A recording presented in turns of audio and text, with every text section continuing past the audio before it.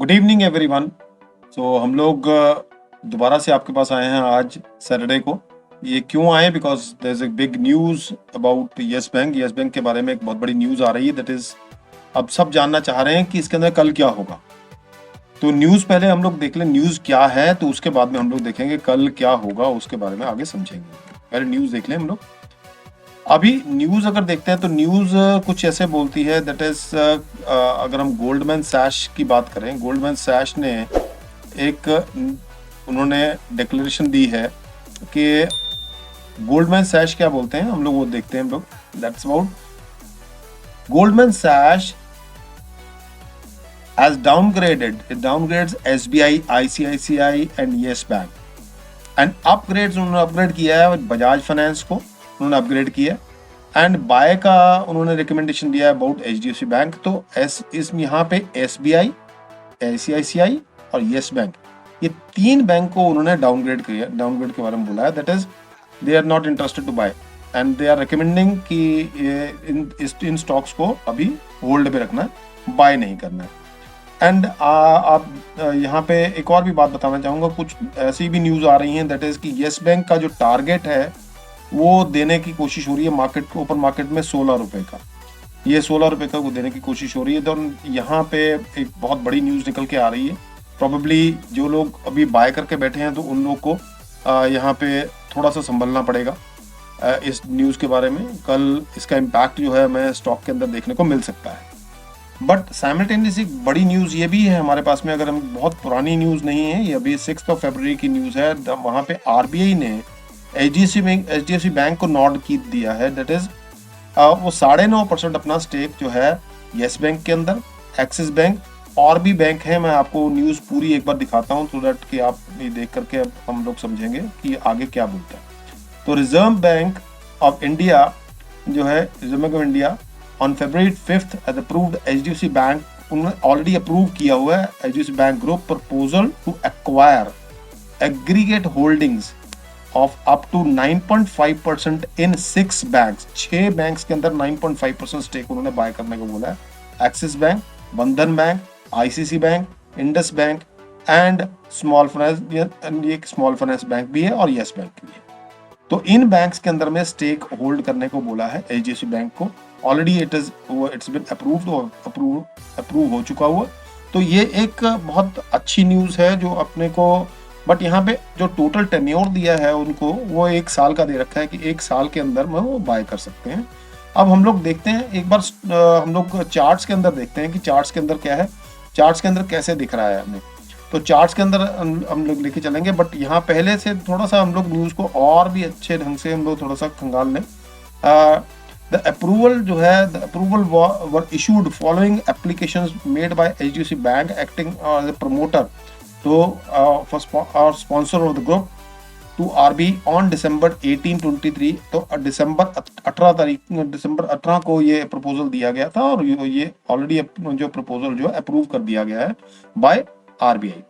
तो ये एक अच्छी न्यूज़ है जो कि बैंक को, जो हम लोग देखते हैं कि बैंक के फेवर में जाएगी ऑफ कोर्स। और यहाँ पे बैंक एक जो है बहुत जो है उनको रिस्पाइट भी मिलेगी। बट रिसेंटली जो हम लोग ने देखा कि येस बैंक के अंदर में एक बहुत बड़ा उछाल भी आया था और वो अप्रॉक्सीमेटली अपने 23 रुपये से उठ करके जो है 32 के लेवल पे चला गया था और फिर दोबारा से अपनी वही स्टेज पे आने की कोशिश हो रही है।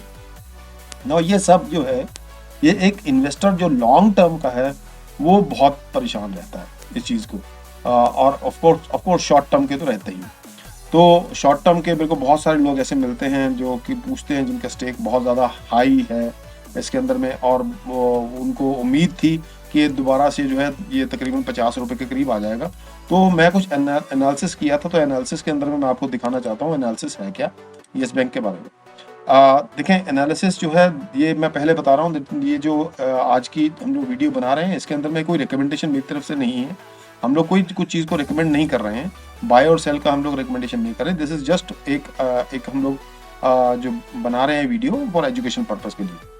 देखिए, हम लोग नोटिस करेंगे कि करीबन यहाँ ये 22 रुपये 70 पैसे अप्रॉक्सीमेटली 23 रुपये के हिसाब से यहाँ पे जो है यहाँ पे एक बाइंग निकल के आई थी ये इस कैंडल के ऊपर हम लोग नोटिस करेंगे।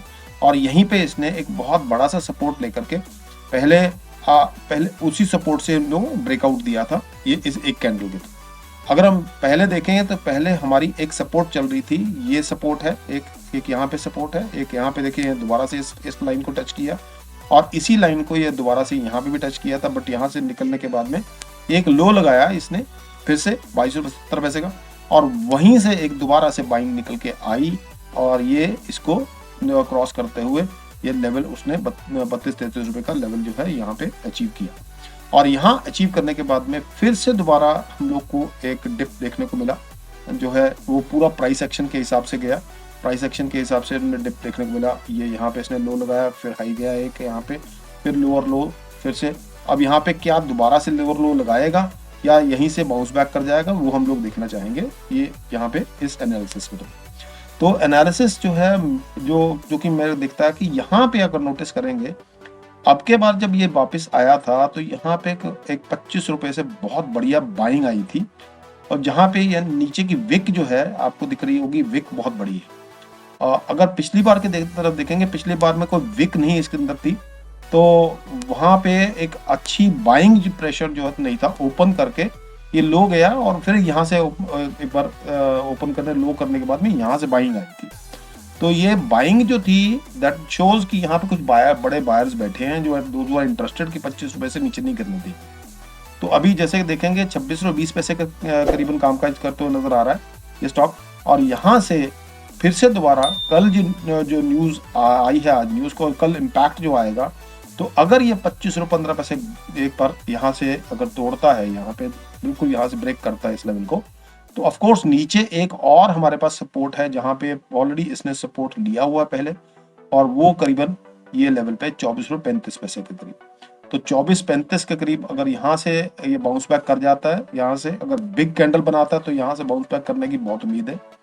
एंड फिर यहाँ पे स्टॉक जो है तकरीबन 25 रुपए के करीब थोड़ा सा कंसोलिडेट करके और यहाँ से फिर से ब्रेकआउट देने की कोशिश कर सकता है। तो प्रोबेबली यहाँ पे हम लोग को दो तरीके का नजर में आ रहा है कि यहाँ से एक अपवर्ड ट्रेंड को नजर में आता है, यहाँ से डाउनवर्ड भी आ सकता है। अगर ये 24.35 पैसे से नीचे गया तो ये 22.70 पैसे जो है, जो पहले की इसकी सपोर्ट है, तो अप्रोक्सीमेट इसके अंदर ही आपको कामकाज चेक करता हुआ नजर आएगा, और फिर से दोबारा हो सकता है कि आने वाले टाइम में ये अपना जो है हाई लगा। नंबर 1। नंबर 2, एक और भी पॉइंट, जब 9.5%, ये एक लॉजिक मेरे को समझ में आ रहा था, पता नहीं मैं राइट हूँ या आप बताएंगे कमेंट के अंदर मैं राइट हूँ या रॉन्ग हूँ।